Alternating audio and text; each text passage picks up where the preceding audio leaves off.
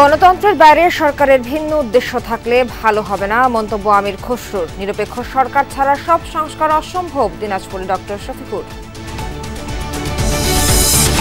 খুলনা বিশ্ববিদ্যালয়ের শিক্ষার্থী অর্ণব হত্যার ঘটনায় জিজ্ঞাসাবাদের জন্য আটক ৩। চট্টগ্রামে ব্যবসায়ী খুনে জড়িতদের ধরতে চলছে অভিযান। এবার চাঁপাইনবাবগঞ্জের তেলকুপি সীমান্তে বিএসএফের গুলিতে বাংলাদেশি কৃষক আহত, গুরুতর অবস্থায় রাজশাহী মেডিকেলে ভর্তি।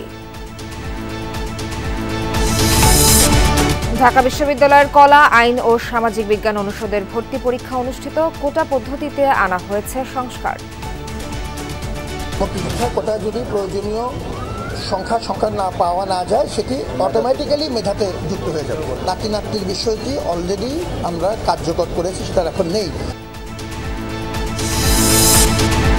যানজট এড়াতে রাজধানীর বিজয় সরণিতে নতুন নিয়ম কার্যকর। জাহাঙ্গীর গেট থেকে আসা পরিবহন ডানে মোড় নিতে পারবে না। ধানমন্ডি, কলাবাগান, খেজুর বাগান এলাকায় আসবে সেই গাড়িগুলো বিজয় সরণিতে আসার আগেই তারা রাইট টার্ন করে তারা চলে যাবে, বিজয় সরণিতে তারা অতিরিক্ত চাপ সৃষ্টি না করে। এলএনজি আমদানিতে যুক্তরাষ্ট্রের সঙ্গে বাংলাদেশের বড় চুক্তি। রাশিয়া, চীন ও উত্তর কোরিয়ার সাথে যোগাযোগ বাড়ানোর উদ্যোগ ট্রাম্পের।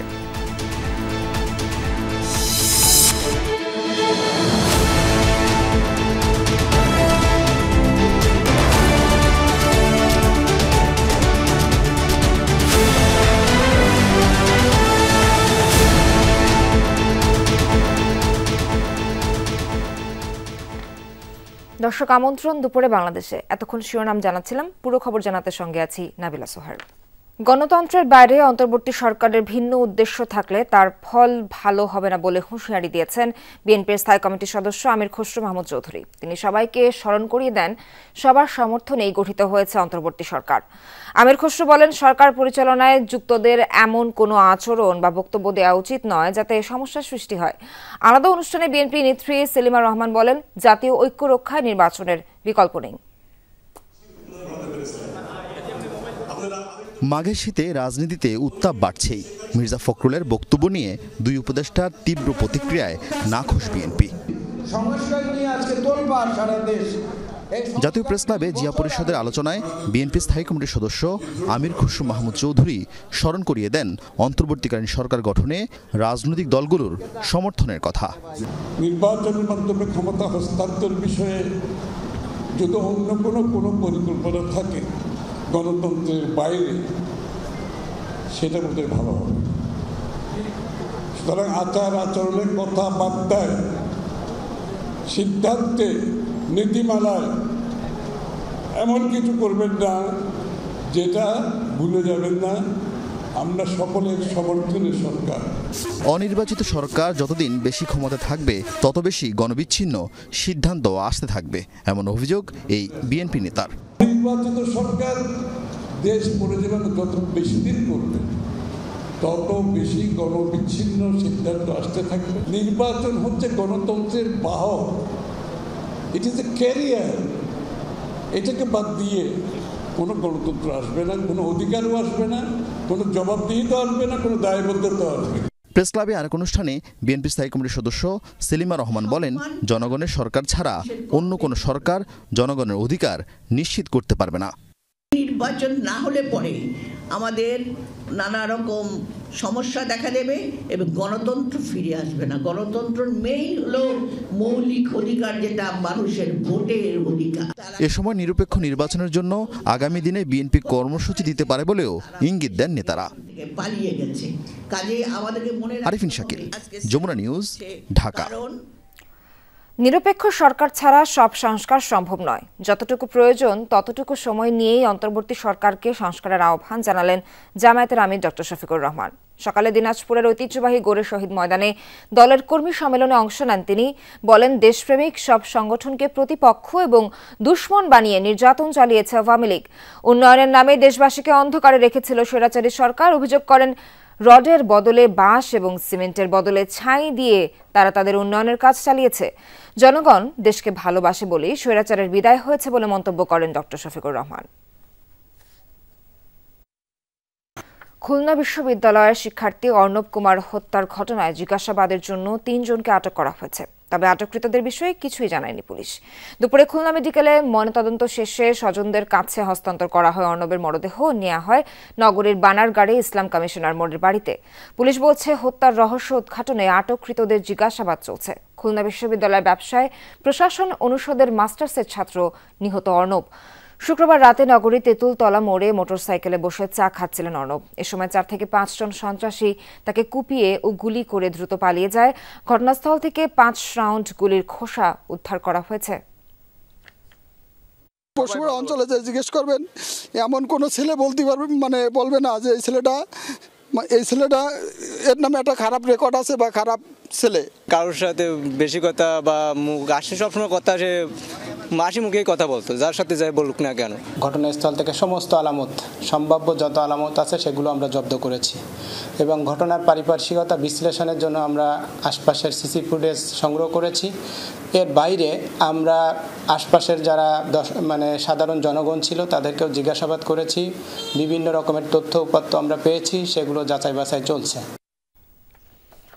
এ বিষয়ে আরো জানাতে যুক্ত হচ্ছেন সহকর্মী প্রবীর বিশ্বাস। প্রবীর, আটককৃতদের বিষয়ে কি কিছু জানতে পারলেন? আর অর্ণবের শেষকৃত্য কি এর মধ্যে সম্পন্ন হয়েছে কিনা জানতে চাই। স্যার, আপনার শেষ প্রশ্ন দিয়ে শুরু করি। অর্ণবের মরদেহটি যে গল্লাবাড়ি শ্মশানঘাটটি রয়েছে খুলনা নগরীর মধ্যে, সেখানে আনা হয়েছে, অর্থাৎ খুলনা মেডিকেল কলেজ হাসপাতালের মর্গে তার পোস্টমর্টম সম্পন্ন করার পরে তার মরদেহটি বাড়িতে নিয়ে যাওয়া হয়েছিল এবং সেখানে কিছু সময় অবস্থানের পর আত্মীয় স্বজনকে দেখিয়ে সেটিকে এবার গত আধা ঘন্টা আগে এই শ্মশানে আনা হয়েছে। দেখতে পাচ্ছেন তার আত্মীয় স্বজন, পরিবার পরিজন, সহপাঠী, বন্ধু বান্ধব সকলে কিন্তু এখানে ভিড় করছে। কারণ যে মানুষটি কাল বিকাল পর্যন্ত বেঁচে ছিল, মানুষের সঙ্গে কথা বলেছে, একটা সুস্থ সবল ছেলে হঠাৎ করেই এভাবে কেন মারা গেল, সেই উত্তরটি আসলে তারাও জানতে চায়। তাদের সঙ্গে কথা হয়েছে, তারা বলেছে পারিবারিকভাবে তাদের কোনো শত্রু ছিল না। তার বাবাও একই কথা আমাদের বলেছে, তার কাকারাও একই কথা বলেছেন। অপরদিকে পুলিশের পক্ষ থেকে বলা হয়েছে 3 জনকে জিজ্ঞাসাবাদের জন্য নিয়ে আসা হয়েছে, কারণ এটি এখনো পর্যন্ত তাদের কাছে একটি ক্লুলেস ঘটনা। সে কারণে তারা নানানভাবে ক্লু খোঁজার চেষ্টা করছে এই হত্যাকাণ্ডের সাথে কারা জড়িত এবং কেন এই হত্যাকাণ্ডটি সংগঠিত হয়েছিল। সেজন্য নানান প্রান্ত থেকে তারা মানুষকে জিজ্ঞাসাবাদ করবে বলে আমাদেরকে জানিয়েছে। তবে তদন্তের সাথে এই মুহূর্তে সবকিছু আসলে পুলিশের যে উপকমিশনার দক্ষিণ মনিরুজ্জামান মিঠু, তিনি আমাদের বলেছে যে সবকিছু এই মুহূর্তে বলা সম্ভব নেই, তবে তারা চেষ্টা করছে। অপরদিকে এটি একটি হৃদয় বিদারক ঘটনা। তার পরিবারের সঙ্গে কথা হয়েছে, বন্ধু বান্ধব, আত্মীয় স্বজনের সঙ্গে কথা হয়েছে। তারা বলেছে এত একটা ভালো ছেলে যে খুলনা বিশ্ববিদ্যালয়ের ছাত্র ছিল, ভালো পড়ালেখা করে ভালো চাকরি করতে চায়, কিন্তু হঠাৎ করেই তার এমন মৃত্যু, এটি আসলে জনমনে নানান প্রশ্নের জন্ম দিয়েছে। সে কারণে দ্রুত সময়ের মধ্যে এই হত্যার সঙ্গে যারা জড়িত তাদেরকে আইনের আওতায় এনে সর্বোচ্চ সাজা নিশ্চিতের দাবি জানিয়েছে তার পরিবার এবং বন্ধু বান্ধব। সোহার। প্রবীর, ধন্যবাদ আপনাকে। এদিকে চট্টগ্রামের রাউজানে ব্যবসায়ীকে গুলি করে হত্যার ঘটনায় এখনো মামলা হয়নি, আটকও হয়নি কেউ। পুলিশ বলছে সিসি ক্যামেরার ফুটেজ দেখে জড়িতদের শনাক্তের চেষ্টা চলছে। ময়নাতদন্ত শেষে পরিবারের কাছে হস্তান্তর করা হয়েছে মরদেহ। গতকাল জুমার নামাজ পড়তে যাওয়ার সময় জাহাঙ্গীর আলমকে গুলি করে দুর্বৃত্তরা। এতে ঘটনাস্থলে নিহত হন তিনি। গুলিবিদ্ধ হন আরও একজন। নিহত জাহাঙ্গীর আলম চট্টগ্রামের আসাদগঞ্জের শুটকি ব্যবসায়ী। স্বজনদের দাবি, চাঁদা না পেয়ে পরিকল্পিতভাবে খুন করা হয়েছে তাকে। চাঁপাইনবাবগঞ্জে তেলকুপি সীমান্তে বিএসএফের গুলিতে এক বাংলাদেশি কৃষক আহত হয়েছেন। গুলিবিদ্ধ কৃষকের নাম হাবিল। তার পরিবার জানায়, ভোরে শিবগঞ্জ উপজেলার তেলকুপি সীমান্তের পাশে জমিতে কাজ করছিলেন হাবিল। এ সময় হঠাৎই তাকে লক্ষ্য করে গুলি ছোড়ে বিএসএফের সদস্যরা। পরে আহত হাবিলকে উদ্ধার করে চাঁপাইনবাব সদর হাসপাতালে নেওয়া হয়। জখম গুরুতর হওয়ায় তাকে রাজশাহী মেডিকেলে পাঠানো হয়। বিজিবি জানায়, বিষয়টি খতিয়ে দেখছেন তারা। আমি গম খাতে গেছিলাম, আমার মোটর করা আছে নিজস্ব জমিতে। ভারতের বিএসএফ বর্ডারে খাড়ি হয়েছিল। রোগীটির পিঠের পিছন দিকে ডান পাশে একটি গুলিবিদ্ধ অবস্থায় রয়েছে। রোগীটি পুরোপুরি স্থিতিশীল, কথা বলা যাবে না। এই বিষয়ে জানাতে রাজশাহী মেডিকেলে আছেন সহকর্মী তারেক মাহমুদ। যুক্ত হতে চাই তারেকের সাথে। তারেক, বিএসএফ এর গুলিতে আহত বাংলাদেশির শারীরিক অবস্থা গুরুতর ছিল, এখন কেমন জানতে চাই, আর চিকিৎসকরা এই বিষয়ে সবশেষ কি বলেছেন?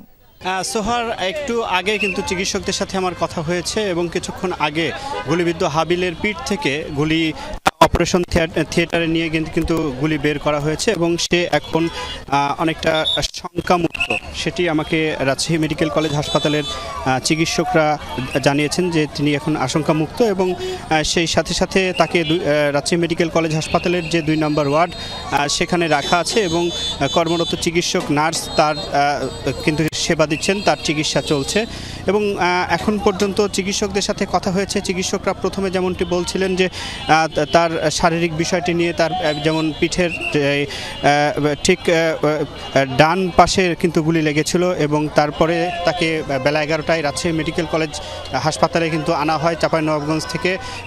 তারপরে সেখান থেকে রাজশাহী মেডিকেল কলেজ হাসপাতালের 2 নম্বর ওয়ার্ডে সেখানে পাঠানো হয়, তারপরে তার অপারেশন শেষ হয়েছে এবং চিকিৎসকরা বলছেন যে তিনি এখন আশঙ্কামুক্ত। এবং এই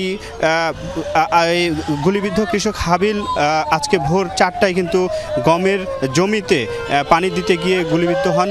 হাবিল কিন্তু আমাদেরকেও সেটি জানিয়েছেন এবং তার আত্মীয় স্বজনরা তাদের সাথে কথা বলেছি, তারাও আমাদেরকে জানিয়েছেন এবং তিনি শিবগঞ্জের যে তেলপুকি গ্রামের বাসিন্দা এবং গুলিবিদ্ধ হাবিলের স্বজনরা বলেছেন যে আজকে ভোর 4টায় কিন্তু গম খেতে পানি দিতে যাওয়ার সময় বিএসএফের শর্টগানের গুলি ছুড়লে যে ভিকটিমের পিঠে কিন্তু লাগে ঠিক ডান পাশে।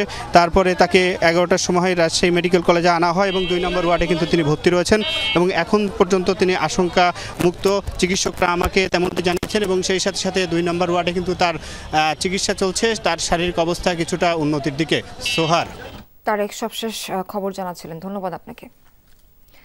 অনুষ্ঠিত হলো ঢাকা বিশ্ববিদ্যালয়ের 2024-25 শিক্ষাবর্ষের কলা, আইন ও সামাজিক বিজ্ঞান ইউনিটের ভর্তি পরীক্ষা। ভর্তির লড়াইয়ে শিক্ষার্থীরা নামলেও বাইরে উদ্বেগ উৎকণ্ঠা নিয়ে অপেক্ষায় ছিলেন অভিভাবকরা। ঢাকাসহ দেশের 8টি বিভাগীয় শহরে বেলা 11টা থেকে শুরু হয় পরীক্ষা। সারিবদ্ধভাবে কেন্দ্রে প্রবেশ করানো হয় শিক্ষার্থীদের। এর আগে অনলাইনে বা সরাসরি সিট প্ল্যান দেখার সুযোগ পান ভর্তি ইচ্ছুরা। পরীক্ষা চলে 12:30 পর্যন্ত। এবার পরীক্ষার পদ্ধতি ও সময়ের ক্ষেত্রে কিছুটা পরিবর্তন আনা হয়েছে।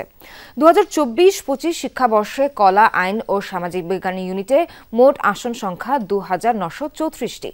চলতি বছর আবেদন করেছেন 1,25,418 জন, অর্থাৎ প্রতি আসনের বিপরীতে লড়েছেন 43 জন শিক্ষার্থী। প্রতি সিটের বিপরীতে 43 জন, প্রায় 43 জন শিক্ষার্থী, ভর্তি পরীক্ষার্থী এই প্রতিযোগিতায় লিপ্ত হয়েছে। এটি অত্যন্ত প্রতিযোগিতামূলক একটি পরীক্ষা। ঢাকা এবং ঢাকার বাইরে 8টি বিভাগীয় শহরে আমরা এই আয়োজন করেছি। মুক্তিযোদ্ধার কোটা যদি প্রয়োজনীয় সংখ্যা না পাওয়া না যায়, সেটি অটোমেটিক্যালি মেধাতে যুক্ত হয়ে যাবে। নাতির বিষয়টি অলরেডি আমরা কার্যকর করেছি, সেটা এখন নেই। লন্ডন ক্লিনিকের 17 দিনের চিকিৎসা শেষে ছেলে তারেক রহমানের বাসায় ফিরলেন বিএনপি চেয়ারপারসন খালেদা জিয়া। স্বাস্থ্যের উন্নতি হওয়ায় শুক্রবার স্থানীয় সময় রাত 9টা নাগাদ হাসপাতাল থেকে ছাড়পত্র দেওয়া হয় তাকে। এরপর তারেক রহমান নিজে গাড়ি চালিয়ে মাকে বাসায় নিয়ে যান। হাসপাতাল থেকে ছাড়া পেলেও প্রফেসর প্যাট্রিক কেনেডি ও জেনিফার ক্রসের তত্ত্বাবধানে থাকবেন 79 বছর বয়সী সাবেক প্রধানমন্ত্রী। বৃহস্পতিবার খালেদা জিয়ার ব্যক্তিগত চিকিৎসক ডক্টর AZM জাহিদ হোসেন জানান, শারীরিক জটিলতার কারণে খালেদা জিয়ার লিভার প্রতিস্থাপন করা সম্ভব হয়নি। এ বিষয়ে পরে সিদ্ধান্ত নেওয়া হবে, তবে আরও কিছুদিন পর্যবেক্ষণে থাকবেন তিনি। দীর্ঘদিন ধরে liver cirrhosis, kidney, heart, diabetes, arthritis সহ নানা শারীরিক জটিলতায় ভুগছেন খালেদা জিয়া। উন্নত চিকিৎসার জন্য গত 8 জানুয়ারি লন্ডন ক্লিনিকে ভর্তি করা হয় তাকে। রাজধানীর বিজয় সরণিতে যানজট নিরসনে কার্যকর হলো নতুন নিয়ম। জাহাঙ্গীর গেট থেকে আসা পরিবহনের জন্য সিগন্যালের ডানে মোড় বন্ধ করা হয়েছে। সকাল 10:40 বিজয় সরণি সিগন্যালে কার্যকর হয় নিয়মটি। প্রাথমিকভাবে দড়ি দিয়ে ডান দিকের মোড় আটকে রেখেছে ট্রাফিক পুলিশ। বেশিরভাগ মানুষের কাছে নির্দেশনা না থাকায় ওই পথেই তারা যেতে চান। এক্ষেত্রে ট্রাফিক পুলিশকে বুঝিয়ে দিতে হচ্ছে নতুন নির্দেশনা। ঢাকা মেট্রোপলিটন পুলিশ জানায়, এটি পরীক্ষামূলক, সুফল পেলে এখানে স্থায়ীভাবে ব্যবস্থা নেওয়া হবে। এছাড়া পরিবহন চালক ও মালিকদের সাথে কথা বলে তাদের মতামতের ভিত্তিতে এটি উন্নত করা হবে বলে জানিয়েছে পুলিশ। জাহাঙ্গীর গেট থেকে যে গাড়িগুলো আসবে, যে গাড়িগুলো মোহাম্মদপুর, তারপরে ধানমন্ডি, কলাবাগান, খেজুরবাগান এলাকায় আসবে, সেই গাড়িগুলো বিজয় সরণিতে আসার আগেই তারা রাইট টার্ন করে তারা চলে যাবে BICC এই ক্রসিংয়ের দিকে, যাতে করে বিজয় সরণিতে তারা অতিরিক্ত চাপ সৃষ্টি না করে। চট্টগ্রামে ডিবি পরিচয়ে ডাকাতির সময় 12 জনকে আটক করেছে পুলিশ। শুক্রবার রাত 11:30টায় নগরীর খুলশী আবাসিক এলাকার একটি ভবনে এই ঘটনা ঘটে। পুলিশ জানায়, পূর্ব পরিকল্পনা অনুযায়ী ভবনের 8ম তলায় যমুনা অয়েল গ্রুপের অবসরপ্রাপ্ত এক কর্মকর্তার বাসায় হানা দেয় ডাকাত দল। প্রবেশের চেষ্টা চালালে বিষয়টি জানাজানি হয়ে যায়। পরে পুলিশকে খবর দিয়ে ঘটনাস্থলে গিয়ে 12 ডাকাতকে আটক করা হয়। এ সময় তাদের কাছ থেকে একাধিক খেলনা পিস্তল সহ অন্যান্য সরঞ্জাম জব্দ করা হয়। উদ্ধার করা হয় গোয়েন্দা সংস্থার ভুয়া পরিচয়পত্র। রাজধানীর মোহাম্মদপুর ও আদাবর এলাকায় অভিযান চালিয়ে ছিনতাইকারী চক্রের 10 সদস্যকে গ্রেফতার করেছে র্যাব। এ সময় তাদের কাছ থেকে 2টি দেশীয় অস্ত্র, একটি চাপাতি, 3টি চাকু ও 4টি ফোল্ডিং চাকু জব্দ করা হয়। সকালে র্যাবের সহকারী পরিচালক SP খান আসিফ তপু এই তথ্য জানান। বলেন, শুক্রবার রাতে ছিনতাইকারী চক্রের সদস্যরা মোহাম্মদপুর ও আদাবর এলাকায় বিভিন্ন স্থানে ছিনতাইয়ের উদ্দেশ্যে প্রস্তুতি নিচ্ছিল। সেই খবর পেয়ে চালানো হয় অভিযান। এ সময় মোহাম্মদপুর ও আদাবর থেকে দস্যুতা মামলার আসামি সহ 10 ছিনতাইকারীকে গ্রেফতার করা হয়। র্যাবের সহকারী পরিচালক জানান, রাজধানীর বিভিন্ন এলাকায় পথচারীদের দেশীয় অস্ত্র দিয়ে ভয়ভীতি দেখিয়ে নগদ টাকা পয়সা, স্বর্ণালংকার, মুঠোফোন সহ মূল্যবান জিনিসপত্র ছিনতাইয়ের সাথে জড়িত ছিল দলটি। গ্রেফতারকৃতদের রাজধানীর মোহাম্মদপুর ও আদাবর থানায় হস্তান্তর করা হয়েছে।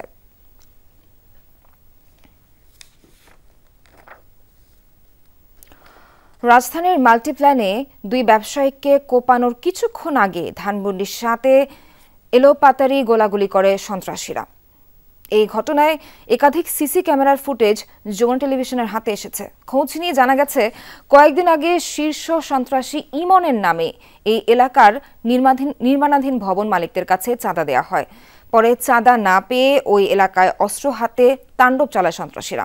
সরকারি আশিক মাহমুদের প্রতিবেদনে থাকছে বিস্তারিত। ছবি তুলেছে নির্মল চন্দ্র।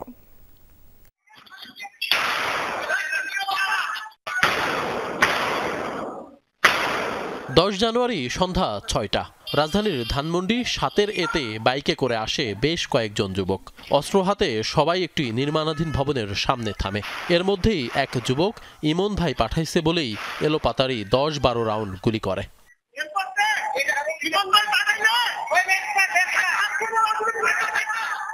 ভবনের ভেতরের আরেকটি সিসি ক্যামেরার ফুটেজে আতঙ্কে সাধারণ মানুষের পাশাপাশি পুলিশকেও দিক বিদিক ছুটতে দেখা যায়। কারা কি উদ্দেশ্যে এভাবে প্রকাশ্যে গোলাগুলি করলো এই প্রশ্নের উত্তর খুঁজতে ঘটনাস্থলে যায় টিম যমুনা। প্রকাশ্যে কেউ কথা বলতে না চাইলেও কয়েকজন জানান, শীর্ষ সন্ত্রাসী ইমনের নামে চাঁদা চাওয়া হয়। চাঁদা না দেয় এমন হামলা। ইমনের নাম করে চাঁদা চায় নির্মাণ শ্রমিক, চাঁদা চায়, এইখানের মধ্যে চাঁদা চায়, তো চাঁদা দিতে চায় নাই, ওরা করছে, পুলিশের কাছে কমপ্লেন করছে, এসে গোলাগুলি করছে। এটা কার নাম করে? এটা কার নাম করে? ইমন শীর্ষ সন্ত্রাসী ইমন। চাঁদা কি সব বাড়িতে চাচ্ছে? সব বাড়িতে। কি পরিমাণ, কত টাকা করে দিতে হবে কি বলছে? এটা আমি জানি। কয়জন আসছিল ওই দিন সব মিলে? প্রথম দিনে ছিল 5-6 জন, পরে আইসে মনে করেন একদিনে গুলি করছে শুনছি নাকি 2 জনে, পরে একদিনে 7-8টা হুন্ডা নিয়ে এসে গোলাগুলি করছে, আগুন টাগুন ধরে সিসি ক্যামেরা ভাঙছে। নিজেদের আধিপত্য জানান দিতে সেদিন সন্ত্রাসীরা শুধু গুলি করে ক্ষান্ত থাকেনি, এই জায়গায় পেট্রোল ঢেলে আগুন ধরিয়ে দিয়েছিল। পরবর্তীতে হুমকি দেয়া গেছে, চাঁদা না দিলে প্রাণে মেরে ফেলবে। আচ্ছা, গুলি করলো তো এখানে ওরাই? হ্যাঁ, গেছে। 4-5 জনে মারছিল, শর্টের থাপ্পড়টা বাড়ি দিয়েছে, আর 12 জন সব বলতে একে তো ড্রাইভ বন্ধ গনবো, বাড়ি চলে যাবে, তা নাহলে পেটাবে মারবে।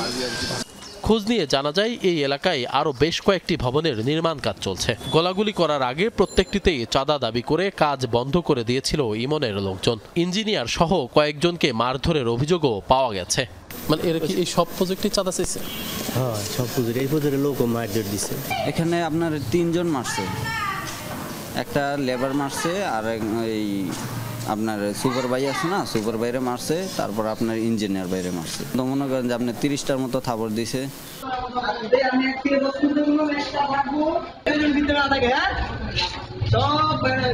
গোলাগুলি করার কয়েকদিন আগে চাঁদা দাবি করার সেই সিসি ক্যামেরার ফুটেজও যমুনা টেলিভিশনের হাতে এসেছে, যাতে দেখা যায় মুখে মাস্ক পরা কয়েকজন যুবক এসে নির্মাণাধীন ভবনের কাজ বন্ধ করে দেয়।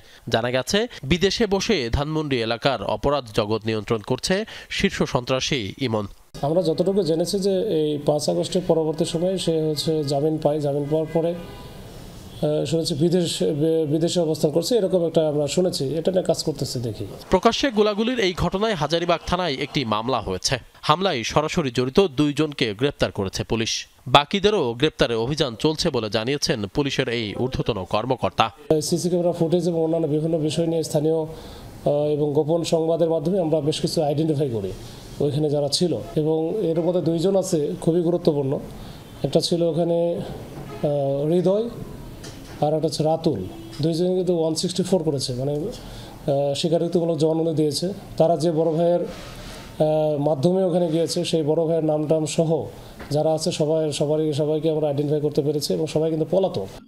এসব সন্ত্রাসীদের মদতদাতাদেরও গ্রেপ্তার করা হবে বলে জানিয়েছে পুলিশ। আশিক মাহমুদ, যমুনা নিউজ, ঢাকা। মাঠে নেই আওয়ামী লীগ, তারপরেও বরিশালের সংঘাত থামছেই না। রাস্তায় প্রকাশ্যে হামলার শিকার বিএনপি ও অঙ্গ সংগঠনের নেতারা। বাড়িঘরেও চালানো হচ্ছে ভাঙচুর। বিএনপি নেতাদের দাবি দলে বিভেদ ছড়ানোর চক্রান্ত চলছে। গেল 29 ডিসেম্বর রাত 11:30 নগরীর লাইন রোড এলাকায় বাসার সামনে দাঁড়িয়েছিলেন যুবদল নেতা ইউসুফ খান রনি। হঠাৎ দুর্বৃত্তদের হামলা, প্রাণ বাঁচাতে দেন দৌড়, তবুও রক্ষা পাননি। দ্বিতীয় দফায় হামলার শিকার হন তিনি। এ ঘটনায় 2 জনকে গ্রেফতার করেছে কোতোয়ালি থানা পুলিশ। আমার তো মনে হয়েছে তারা আমার হত্যা করার জন্যই করছেন, কারণ এই কোপগুলো তো আমার হাতে দেয় না, দিয়েছে তো আমার মাথার উপরে, এগুলো আমার হাতের উপরে দিয়েই গেছেন। 8 জানুয়ারি রাতের ঘটনা। একযোগে ভাঙচুর চালানো হয় মহানগর বিএনপির যুগ্ম আহ্বায়ক জহিরুল ইসলাম ও সাবেক যুগ্ম সম্পাদক সৈয়দ আকবরের বাসভবনে। তার আগে 3 জানুয়ারি মারধর করা হয় যুগ্ম আহ্বায়ক হালিম মৃধাকে। আমার উপরে পূর্ব হইতেই এই সদস্য যে একজন শিখদের রাজনৈতিক একটা প্রতিহিংসা ছিল, কেন যেহেতু আমি ওই এলাকার পুরানা ব্যক্তিত্ব ছিলাম। এরপর বিভিন্ন কারণবশত এই কমিটি নিয়ে আমাদের বিরুদ্ধে একটা মতবিরোধ সৃষ্টি হয়। সদস্য সচিব এবং আহ্বায়ক মনিরুজ্জামান খান ফারুক আমারে কিছু ইঙ্গিত দিছিল যে আমরা যে এই করি এটা ঠিক না, তাদের কাছে না জিজ্ঞেস করে কেন প্রোগ্রাম করলাম। আমার মনে হয় তারা এটার সাথে জড়িত থাকতে পারে। এসব কারণে আতঙ্ক উৎকণ্ঠা বিরাজ করছে জনমনে। আমরা সাধারণ জনগণ রাস্তায় বের হতে ভয় পাই, আমরা ব্যবসা বাণিজ্য করতে আমরা উদ্বেগ প্রকাশ করি। এর আগে আওয়ামী লীগ ছিল, ওরা কিন্তু এইভাবে অরাজকতা করছে। হ্যাঁ, আমরা কিন্তু একটু বিভ্রান্তিতেও ছিলাম, একটু ঘাবড়াইও যেতাম। ব্যবসা প্রতিষ্ঠান খোলা রাখতে অনেক টেনশন করা লাগতো, অনেকটা কিন্তু ওই অ্যাঙ্গেলই আছে। সিনিয়র নেতাদের দাবি দলে কলহ ও বিভ্রান্তি তৈরির ষড়যন্ত্র চলছে। পুলিশকে তদন্তের আহ্বান জানালেন মহানগর বিএনপির আহ্বায়ক। আওয়ামী লীগ তো এখন চক্রান্ত করতেছে বিভিন্নভাবে, তারা দলের মধ্যে একটা বিভ্রান্তি সৃষ্টি করার জন্য, একটা কলহ সৃষ্টি করার জন্য তারা সবসময় এই কাজটা করে। পুলিশ কমিশনার বলছেন নগরীর আইনশৃঙ্খলা পরিস্থিতি আগের চেয়ে উন্নতির দিকে। দলীয় কোন্দলের কারণে ঘটছে 2-1টি ঘটনা। যেগুলো ঘটছে তারা কিন্তু আবার মামলা তো ইন্টারেস্ট হচ্ছে, তারা আবার নিজেরাই মিটিয়ে নিচ্ছে বিষয়গুলো। কিন্তু যেগুলো আমাদের অপরাধ সংগঠিত হচ্ছে সেগুলো যদি আমাদেরকে বলে, এবং সেটা আমরা প্রপার ব্যবস্থা নিচ্ছি। গেল 9 জানুয়ারি রাতে নগরীর 21 নম্বর ওয়ার্ড আওয়ামী লীগের সাবেক সাংগঠনিক সম্পাদক শাহরিয়ার রাজীবের হাত পায়ের রক কেটে দেয় সন্ত্রাসীরা। কাউসার হোসেন, যমুনা নিউজ, বরিশাল। সামাজিক যোগাযোগ মাধ্যমে প্রধান উপদেষ্টার পদত্যাগের গুজব শুনে নোয়াখালীর চাটখিলে শোডাউন করায় যুবলীগের 2 কর্মীকে আটক করেছে পুলিশ। শুক্রবার রাত 8টার দিকে উপজেলার মোহাম্মদপুর ইউনিয়নের বানশা বাজার থেকে ইব্রাহিম খলিল ও গোলাম কিবরিয়াকে গ্রেফতার করা হয়। পুলিশ জানায় শুক্রবার সন্ধ্যার দিকে বানশা বাজারে শোডাউন করে যুবলীগের নেতাকর্মীরা। এতে এলাকায় উত্তেজনা ছড়িয়ে পড়ে। খবর পেয়ে ঘটনাস্থলে যায় পুলিশ, পরে স্থানীয়দের সহায়তায় 2 জনকে আটক করা হয়। এখনও আপনজন হারানোর ধাক্কা সামলে উঠতে পারেনি জুলাই অভ্যুত্থানের শহীদদের পরিবারগুলো।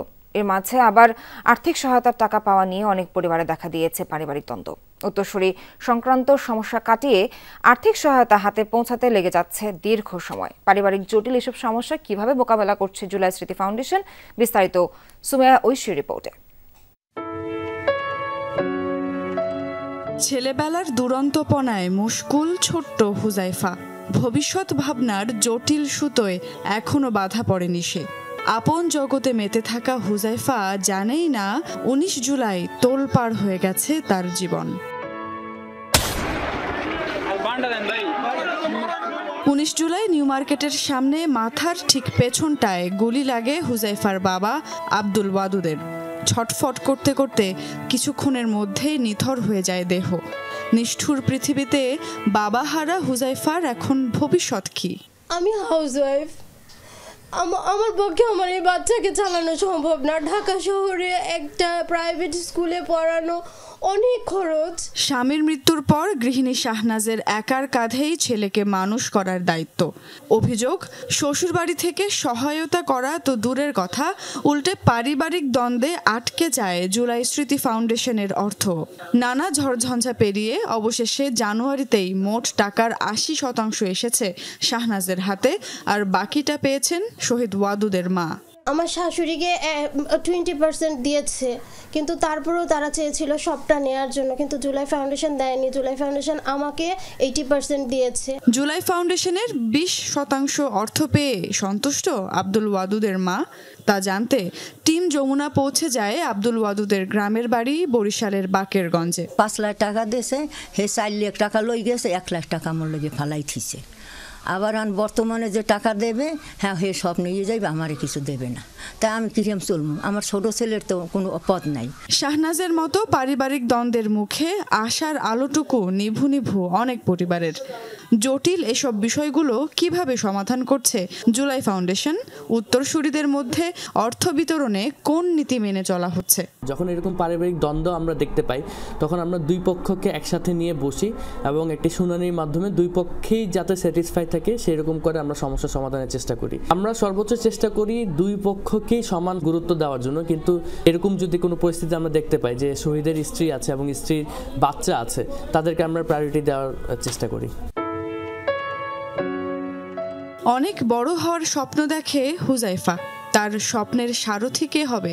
মায়ের প্রত্যাশা, নিজের জন্য অন্তত একটি কর্মক্ষেত্রের সুযোগ হলে মানুষ করা যেত ছেলেকে।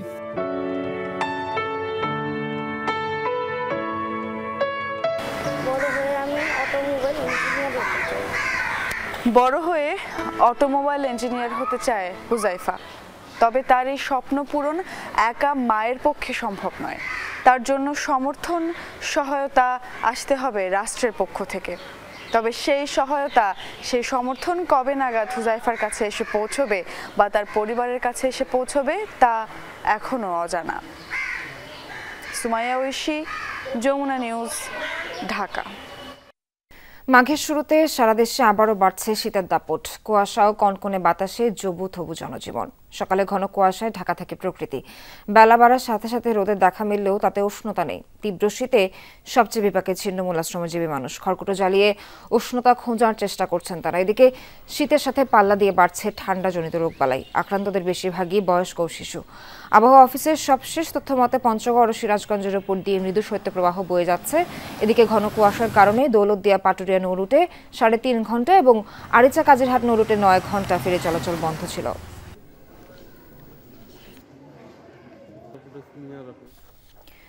এই একবিংশ শতাব্দীতেও মানুষের বিশ্বাসকে পুঁজি করে লাল সালু কার্যক্রম চালাচ্ছে অনেক ভণ্ডপীর।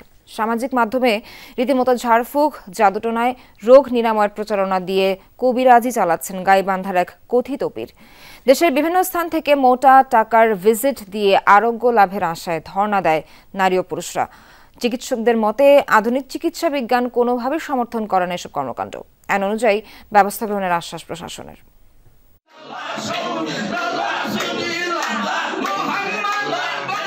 ভক্ত অনুসারীদের নিয়ে বসেছে জমজমাট আসর।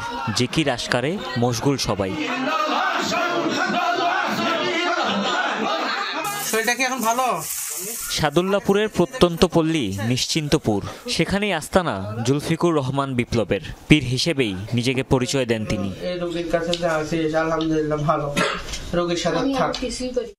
জাদুটোনায় জিনের আছর ছাড়ানো কিংবা জটিল সব ব্যাধি সারানোর গ্যারান্টি দেন বিপ্লব। তেলেসমাতি এসব কারবার প্রচার করেন নিজের ফেসবুক ও ইউটিউব চ্যানেলে। তা দেখে অনেকেই দ্বারস্থ হন কথিত এই কবিরাজের কাছে।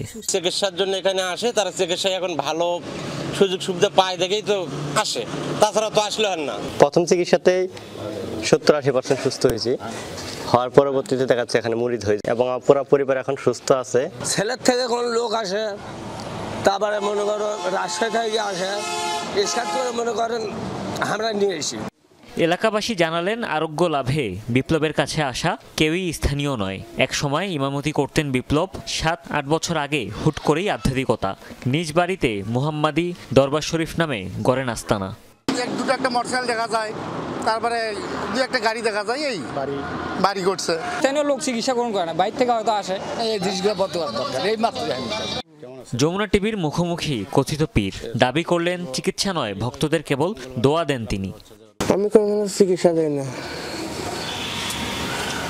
মানে দোয়া নিতে আসে আমার কাছে। কি এসব ইসলামের পরিপন্থী বলে জানিয়েছেন আলেমরা। চিকিৎসকরাও বলছেন অপচিকিৎসা চালাচ্ছেন বিপ্লব। আপনি আমাদের কাছে চিকিৎসা নিয়েছেন, কোরআনের ব্যাখ্যাকে অপব্যাখ্যা করে এবং মানুষদেরকে হয়রানি করে, হয়রানিমূলক যে কার্যক্রম তারা করে, মানুষদেরকে লক্ষ লক্ষ টাকা হাতিয়ে নেয় তারা। এই সমস্ত দরবার এই আমাদের বাংলাদেশ থেকে উৎখাত করার প্রয়োজন। আন্ডার প্রিভিলেজড যাদেরকে বলে, তাদের ক্ষেত্রে এটা আসলে দেখা যাচ্ছে এটা একটা কমপ্লিটলি অপরাধ, কারণ চিকিৎসা শাস্ত্রে এই ধরনের কোনো কিছুই লেখা নাই। এর আগেও ভণ্ডামির অভিযোগে বিপ্লবের আস্তানা বন্ধ করে দেয় জনপ্রতিনিধিরা। আইন অনুযায়ী ব্যবস্থা গ্রহণের আশ্বাস প্রশাসনের। চৌকিদার পাঠিয়ে দেয়, তারপরে ওই ওয়ার্ডের মেম্বারকে পাঠিয়ে দেয়, বন্ধ করেছিলাম। এখন যদি চালু করে থাকে তাদের ব্যবস্থা নেওয়া হবে। চিকিৎসা বা এই ধরনের অপচিকিৎসা করার তো কোনো ধরনের সুযোগ নেই। আমাদের চেয়ারম্যানকে বলেছি দ্রুত ব্যবস্থা নেবেন এবং এই বিষয়ে আমাদের এসিডেন্টও আছে, সে অভিযান করবে। শুধু সাদুল্লাপুর নয়, গাইবান্ধার বিভিন্ন স্থানে এভাবে চিকিৎসার নামে অপচিকিৎসা চালাচ্ছেন আরও কয়েকজন কথিত পীর। হুমায়ুন রশিদ, যমুনা নিউজ। গ্যাস সরবরাহের জন্য বাংলাদেশের সাথে বড় ধরনের একটি নন বাইন্ডিং জ্বালানি চুক্তি করেছে যুক্তরাষ্ট্রের আর্জেন্ট এলএনজি। শুক্রবার এক বিবৃতিতে এই তথ্য নিশ্চিত করে প্রতিষ্ঠানটি। চুক্তি অনুযায়ী বছরে বাংলাদেশে 5 মিলিয়ন মেট্রিক টন তরলীকৃত প্রাকৃতিক গ্যাস সরবরাহ করা হবে। ডোনাল্ড ট্রাম্প ক্ষমতা দখলের পর দেশটির কোনো প্রতিষ্ঠানের এটি গ্যাস সরবরাহের সবচেয়ে বড় চুক্তি। পররাষ্ট্রনীতিতে ঠিক যেন জো বাইডেনের উল্টো পথে হাঁটছেন নতুন মার্কিন প্রেসিডেন্ট ডোনাল্ড ট্রাম্প। এমনকি শত্রু রাশিয়া, চীন, উত্তর কোরিয়ার সাথে যোগাযোগ বাড়াতে তৎপর তিনি। হোয়াইট হাউসে ফিরে ভ্লাদিমির পুতিনের সাথে বৈঠকে আগ্রহ প্রকাশ করেছেন নতুন প্রেসিডেন্ট। সাক্ষাৎ করতে চান কিম জং উনের সাথেও। উত্তর কোরীয় নেতাকে স্মার্ট আখ্যা দিয়েছেন, আর চীনের প্রেসিডেন্ট শি জিনপিংকে বলেছেন বন্ধুসুলভ।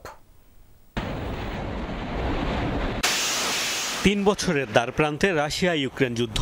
দীর্ঘ এই সময়ে কিয়েভকে মিলিয়ন মিলিয়ন ডলারের সামরিক সহায়তা দিয়েছে যুক্তরাষ্ট্র। তবে সংঘাত বন্ধে দৃশ্যমান কোনো কূটনৈতিক তৎপরতাই চালায়নি বাইডেন প্রশাসন। জো বাইডেনের শাসনামলে কেবল রাশিয়ার সাথেই নয়, বৈরী সম্পর্ক থাকা অন্য দেশগুলোর সাথেও বেড়েছে যুক্তরাষ্ট্রের তিক্ততা। ডোনাল্ড ট্রাম্প যেন বাইডেনের ঠিক উল্টো পথেই হাঁটছেন। হোয়াইট হাউসে ফিরেই দিচ্ছেন চীন, রাশিয়া ও উত্তর কোরিয়ার সাথে কূটনৈতিক তৎপরতা বাড়ানোর ইঙ্গিত। বরাবরই ইউক্রেন যুদ্ধ থামানোর পক্ষে অবস্থান নিয়েছেন ট্রাম্প। ভয়াবহ সংঘাত বন্ধে রুশ প্রেসিডেন্ট ভ্লাদিমির পুতিনের সাথে সাক্ষাৎ করতে চান বলেও জানালেন নতুন প্রেসিডেন্ট। আমি সত্যিই চাই শিগগিরই প্রেসিডেন্ট পুতিনের সাথে সাক্ষাৎ এবং এই যুদ্ধের অবসান ঘটাতে। বাণিজ্য কিংবা অন্য কোনো কারণে নয়। এই যুদ্ধে লাখ লাখ মানুষের জীবন নষ্ট হচ্ছে, তরুণরা রণাঙ্গনে গুলিবিদ্ধ হচ্ছে, যা হচ্ছে তা ভয়ঙ্কর। এটি থামানো দরকার। এরই মধ্যে দায়িত্ব গ্রহণের পর শি জিনপিং এর সাথে ফোনালাপ করেছেন ট্রাম্প। শুল্ক আরোপ ইস্যুতে উত্তেজনা তৈরি হলেও চীনের সাথে বেশ বন্ধুত্বপূর্ণ সম্পর্ক রয়েছে বলে দাবিদার। তিনি আমাকে কল করেছিলেন। শির সাথে কথোপকথন ছিল বেশ বন্ধুত্বপূর্ণ। আমার ধারণা আমাদের মধ্যে চমৎকার একটি সম্পর্ক হতে যাচ্ছে। আমরা শুরুতে লেভেল প্লেইং ফিল্ড চাই। তিনি আমার বন্ধু না হলেও বন্ধুর মতোই। Biden allowed it to get out of hand. কোরীয় উপদ্বীপে সামরিক তৎপরতার জেরে নিয়মিতই বাইডেন প্রশাসনের সাথে বিবাদে জড়িয়েছে উত্তর কোরিয়া। ওয়াশিংটনকে নিয়মিত হুমকি থামকিও দেন দেশটির সর্বোচ্চ নেতা কিম জং উন। সেই কিমকে স্মার্ট আখ্যা দিয়ে তার সাথে যোগাযোগের আগ্রহ প্রকাশ করেছেন Trump. He happens to be a smart guy. Kim Jong-un is a smart guy. You'll reach out to him again. I will. বাইডেনের আমলের পররাষ্ট্র নীতিতে ট্রাম্প যে আমূল পরিবর্তন আনতে যাচ্ছেন এরই মধ্যে তার বিভিন্ন বক্তব্যে পাওয়া গেছে সে আভাস। He called me. Mostafa Mahmud, Jamuna news.